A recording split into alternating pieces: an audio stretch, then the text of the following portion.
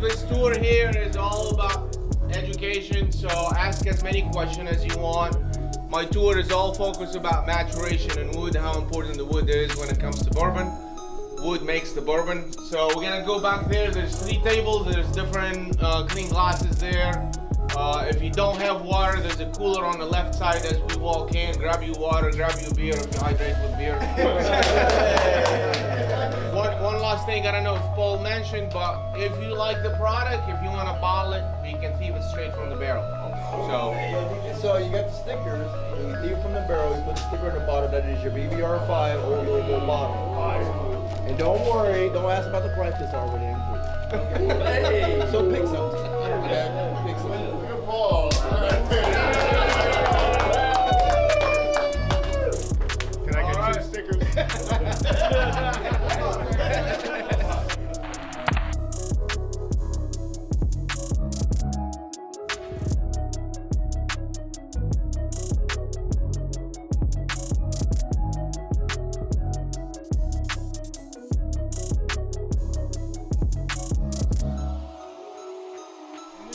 Tasting just like we're gonna do it right now.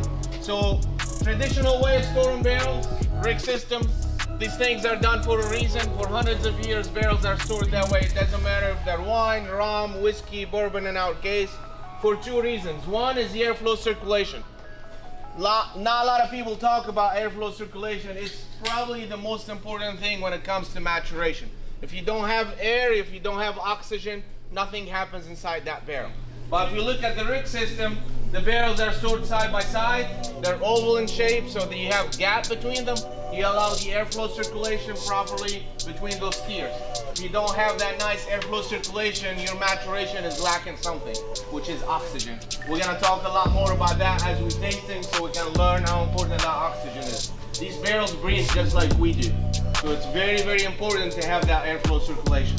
And that's why most rig houses are the same way. So we decided to do that. The second thing we do a little different, or a couple things we do different, like I told you up front, nothing younger than 7 in our brand, nothing cut with water. So everything is uncut and filtered. So it's just straight from the barrel. We have product up to 154 proof. We bottle it the way it is. We have anywhere from 96 to 154 proof, everything we have done in the first couple of years in our production. We don't cut it with water, we don't chill filtered, we don't maneuver it in any way.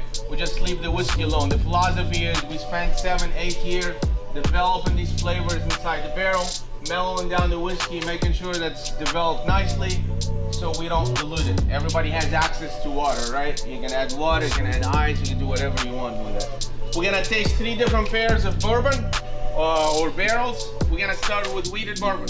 So wheated bourbon, similar to Maker's Mark, Weller, Old Fish. Historically, those are the only, mash bill, Pappy Van Winkle. Those are the only mash bill that use wheat. But 99% of the bourbon out there, what we call traditional recipes, always have corn, rye, and malted barley. 51 corn, 45 wheat, 4 malted barley.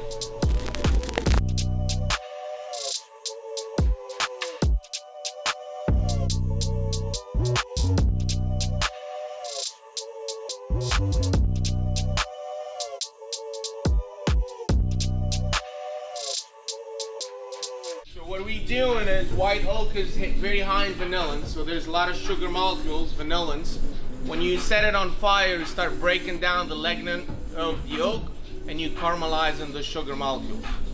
By doing that, after we seal the barrel and put the heads and store the bourbon's gonna penetrate into the oak and slowly start dissolving those molecules that we just caramelized with fire.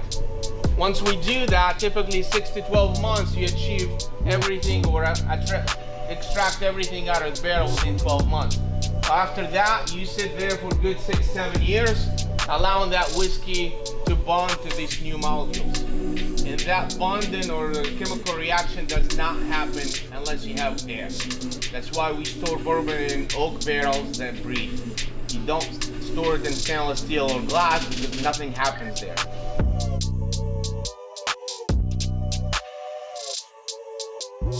So 7.5 years in charred American oak, char number 3.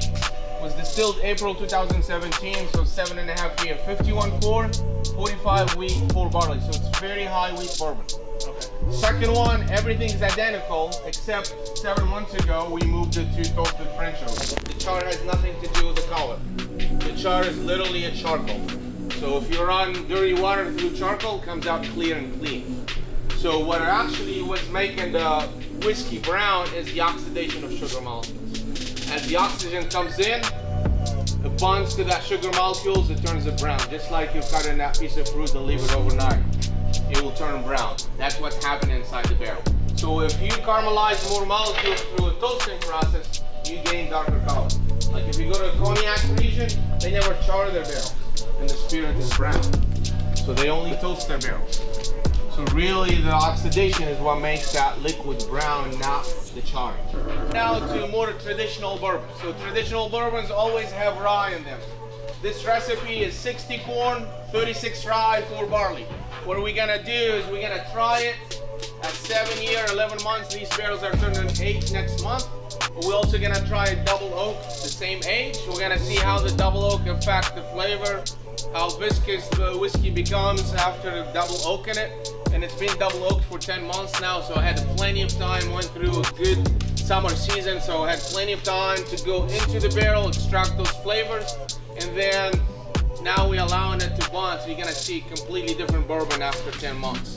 And then we're gonna stick to the same recipe, and we're gonna go to 10 year, and then 11 year, and we're gonna see how this bourbon from 8 to 10, 11, and how it's still evolving and it's changing. As you bond the new molecules together, oxygen comes in, you bond the new molecules together, you're stretching that chain of molecules and you're gonna create something completely different.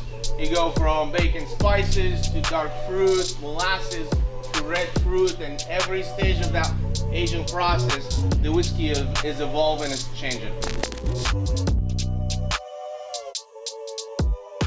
Now you're gonna see how the same bourbon 10 months into a brand new barrel, everything changed. Everything, I mean, literally nothing.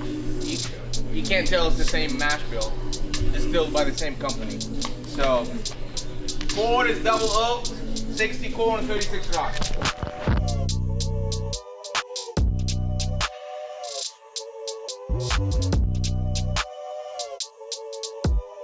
So everything we're extracting out of the barrels are water soluble. So if you go a lower entry proof, you dissolve more sweetness, more good molecules out of the barrels. If you go a higher proof, you don't dissolve all of them. So you're lactose. My barrels went into the barrel 120, and we changed the standard the last 2 years, and we're going on 100. But comparing 3, 5, and 6, same mash bill, 60 corn, 36 rye, but we're gonna move from 8 to 10, then 11 and a half. We're gonna see how the evolution of flavor is happening.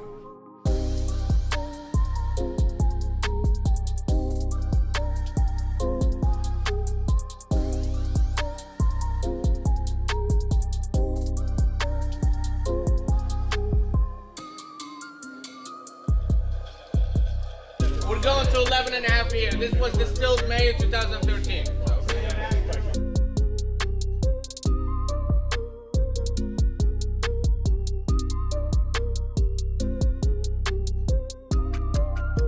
So we tried 6 of them. They're all very balanced, very clean barrels. I would say I'm battling between the first one, which is the wheated. I love wheated, so that was really good. The 11 and a half year high rye is a winner too. Like you're not really getting a lot of like harshness, you're not getting pepper, you're not getting like a lot of tannin. It's very clean. I'm glad we came here for sure. UR5, baby.